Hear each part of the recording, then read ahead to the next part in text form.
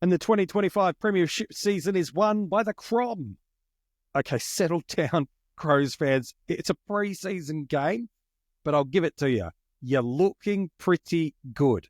What did we learn from this AAMI Community Series match between the Adelaide Crows and the Brisbane Lions? One of the more fantasy football relevant games as we look for structures, combinations, and whether or not certain cash cows, stepping stones, breakout, or premiums were going to deliver for us in 2025. We'll unpack this game as we will every single game of the Community Series. It's MJ from the Coaches Panel. I do hope you're well. I trust you're enjoying not only this series, but all the content we've given you thus far in the preseason. Every single day up until round one, we are dropping content right here on the channel. Make sure you're subscribed. Make sure you're following. We are going to be taking care of your fantasy footy preseason. From an absence sort of position, there's really only one player that wasn't in their team's best lineup, and that's Harris Andrews. Now, there was the injury to Starcevic. He'll miss opening round with concussion, but for the most part, teams, at least from a fantasy lens and impact, had their best players sitting in this pocket. So to me, I think that's a really positive sign for us that we can get some pretty good threads and understanding about positions, combinations, and matchups. Probably the biggest talking point in this game is just the complete dominance of Jordan Dawson. Didn't push that 70+% sort of send-abouts presence that I know people would want to see from him to have a level of high confidence in selecting him. But I think there's something pretty promising about this. We did an episode during the 50 most relevant with the Fantasy Nut and really unpacked elements of what we saw in this match, which was Dawson's now back in the midfield. And the reason he was out of that midfield was he was fixing issues in the forward line, issues on the wing, issues down back. Those issues have been resolved with health and with the acquisitions in the off-season. I think if there was a player that I had confidence in fantasy that would hit that 110 marker this year, Dawson's one of only a couple that I have. While in SuperCoach, if you felt like what he did in 2023 was kind of closer to the norm, this role does sit in the pocket. It's been a couple of rotations coming off the forward line and then coming in as the fourth option off the bench. I think what's really interesting with the Crows, they ran a really tight five early on. Draper comes on, it does change a little bit. But it was Peatling, it was Dawson, it was Crouch, it was Rankine. There was these guys rolling through as the core five, kind of rotating through. One would then move to the forward line and then push up and become the fourth mid at stoppage, while the other would take their break. Crouch is not doing that. Crouch doesn't have a forward dynamic, so he's the one taking the more rests on the bench. So this is actually really, really promising because they just love the ball in his hands. He's such a good user. I think he's one of the best players in the league, and I think he'll be one of the best fantasy footballers for us in 2025. That concern about the rotation and combinations isn't going to change. I know post-game he said he's going to be playing through the midfield and a little bit forward, but as you saw in this game, not a crazy amount of possessions. Yeah, decent number of tackles for a preseason game, but a couple of goals through there. He is such a hard matchup. If you believe the Crows as well are the rising tide, I think you can pick him with some pretty supreme confidence. Now, it might be not in the price range you like to shop, and that's a different conversation. But to me, Jordan Dawson, if you were bullish before this game, you should absolutely be frothing off the basis of that. Yeah, Dunkley running with him. It was probably one of the more higher caliber style games I've seen. Brisbane wanted a tune-up. Adelaide don't have an opening round game. This was their last tune-up. So I think both teams will be happy with it. It was certainly a higher quality of football in comparison to the other three Community Series games that had happened before it. So Dawson, truthers, good news for you. If you're looking and wanting to spend up at that top range, but it got a little bit of value, Dawson might be your guy. Probably the other big name to talk about was Izak Rankine. We've talked about what this Crows midfield mix will look like. Again, Dawson, Rankine, Peatling, Crouch, Saligo, who I completely dropped off when I listed the five that were the core five rotating through before, by the way. Geez, Rankine looks good, doesn't he? That mid-forward split does feel about right. I am still intrigued about exactly how much it is when the Crows need a goal versus the Crows need to win a centre clearance. I think that's going to be there.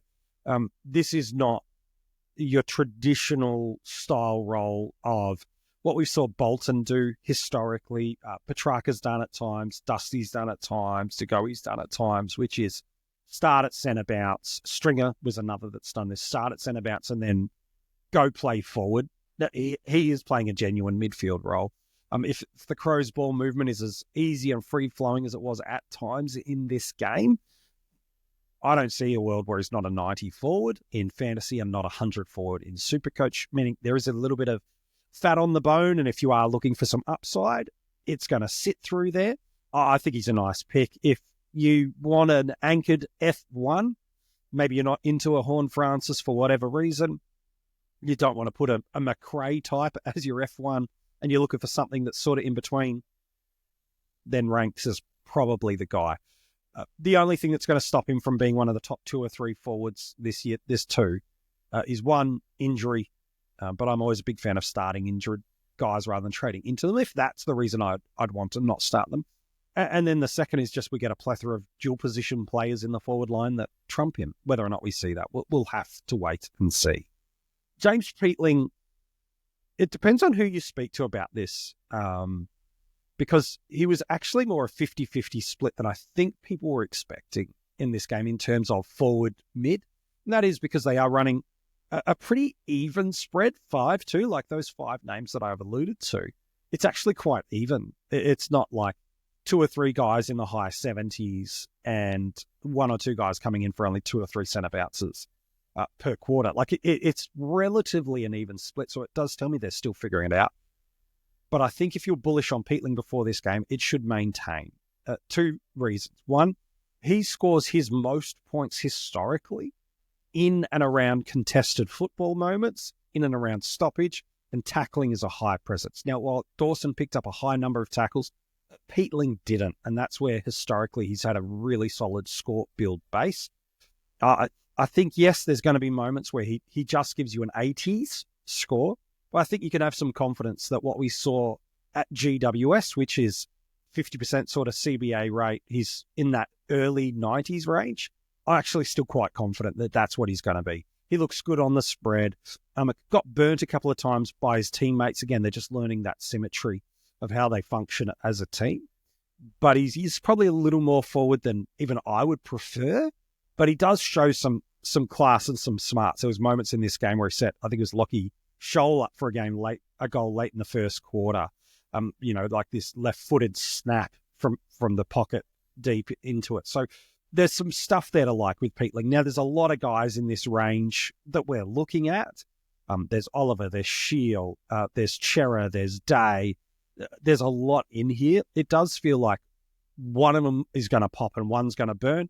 Just hold them loosely is probably the advice I say. Don't be so stubborn using Peatling as the illustration, that Peatling is the only one that will pop, and you'll get to round 3, and even though he's only going 85, you're like white-knuckling this and just not wanting any interest, as opposed to if a Dylan Shield type is exploding going 105 as an illustration points. But I think if you're bullish on Peatling, you should be bullish here. Look quickly on Rory Laird. The narrative is true with what we saw late last season and been hearing about all preseason. He is in that halfback line. He has got no space in the midfield. He will, at the first dual position change of the year, pick up defensive status. Great news for draft coaches on the keeper platform, especially if you've got him at a value place compared to his historical average. I do think his scoring will be clipped. Go back to sort of those 2017, 18, 16 era of the Crows. Laird was a 90s sort of defender, and I think that's probably as good as he's going to get in this Crows ecosystem. Still burns the ball a little bit and still a little bit too rushed with his distribution, but the role is there. I wouldn't pick him for defensive status, even though it's coming. I'd actually want to see what he's going to be and do in those spots. But yeah, the role is real. Look, what can I say? Look, quickly, I wasn't bullish on Izak Cumming. He's been playing wing to me the whole preseason, and we saw that. So no. Curtin's got great job security, but he's got terrible scoring capacity, so he's a no. Sid Draper's someone we probably should spend a little bit more time talking about and not rush over him like I did. The other boys looked awesome in this game. Like, Keeper League and Dynasty League coaches, get your hands on Sid. This kid's going to be an absolute star. Speed, power. I think I should go back and double check, but I think he won the most centre clearances in the game, and he played for a quarter and a half. Like, absolutely explosive and dynamic. He's going to be an absolute jet from a fantasy perspective. The challenge is, and it's something that we talked about on the preseason strategy episode, that if you haven't checked it out, go back. It's on this channel. Myself and Mini Mug unpack this ideology of it doesn't matter what the fantasy pedigree of our cash cows are. If they're a sub-risk, well, yeah, they'll pop an 81 week. They'll give you a 20 the next. And I do think Draper's right in that sub-risk for one core reason. He's a mid where they've already got a pretty tight mid. And two, he's almost the perfect candidate to start his career at the sub, where you say to him, mate, we don't need to condition you for 3/4 of a game, a full game here. We're just going to let you off the chain for a quarter and a half and just use all the tickets in your tank and be at every midfield moment. That almost feels like the perfect way, because his speed and his power and class really was obvious in that last moments of the game. I can see the Crows wanting to explosively use that and exploit that. And by the way, it seemed like Peatling was the one that fell out of centre bounces a little bit, Saligo a little bit too, once Draper came back on. Geez, I'd love it to be Matt Crouch. I'm not anti-Crouch, I'm just pro-Draper. That's what it is. So the Crows gave us a lot, told us a lot. What about the Brisbane Lions?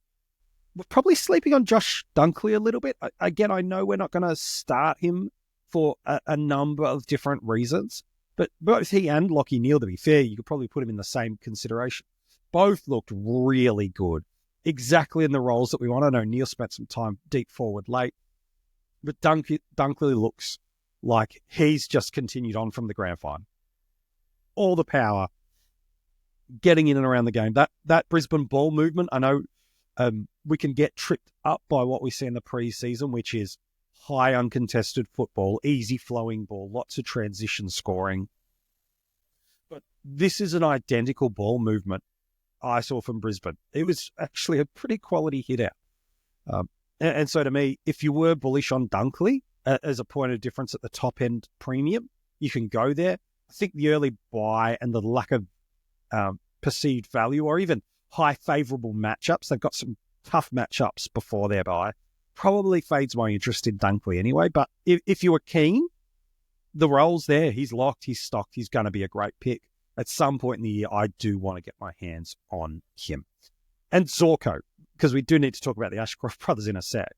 But Dayne Zorko is just continuing on where he did last year. No Coleman, no Duday, no Harris Andrews, but star from a fantasy perspective.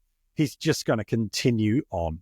You're now paying for what he's done rather than what he could do in this halfback role, but just an absolute freak from a fantasy perspective. Runs all day, gets those handball receives. His work rate, even in a preseason game, is absolutely undeniable, where he wants to get the ball in his hands, get that quick little chip kick to his teammate in space, run and then collect it again. This is exactly the type of fantasy footballer you want in your halfback line, and he uses it well, SuperCoaches, and gets his team into scoring positions. Now, I think you're going to want to get your hands on him. The early buy and the high-end price point may turn a few people off, but if you're not happy with what you got at D1, not only could you do worse, there might not be much better. So if you could navigate that early buy, yeah, I'm just not going to lie. I've considered him. Now, yeah, I'm paying for it, but we'll see what the defenders keep spewing out for us for the rest of this match. Will Ashcroft, look, played in the midfield, along with the McCluggage, the Dunkleys, the Neils. Looks pretty good at times. First gear is probably the right phrase to say for Will. There are others that look like they were really going hammer and tongs in this game. Will's got nothing to prove at this point of his career, which I know is wild, but he's already a Norm Smith medalist. For him, it was just about getting through this game unscathed, and for Brisbane, finding that midfield connection back again against an opposition team with their first match coming just a week away. I think if you're bullish on Will, you absolutely can maintain the rage. For me, I've always been a little apprehensive on him. He's priced at a pocket that I've got proven performers that are that 100-plus level territories and proven to have bigger ceilings than Will. I feel like the thing that's really making people want to pick Ashcroft of the Will variety is the fact he was so great in the finals and won the Norm Smith. But I just think there are better options. If we didn't have the likes of a Clayton Oliver, for example, sitting in this range, yeah, I'd probably be more keen. But no, I just think there are better options at a comparable price.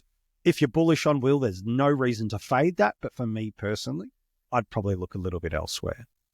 And then the last Brisbane Lion that's probably worth talking about is his brother, Levi.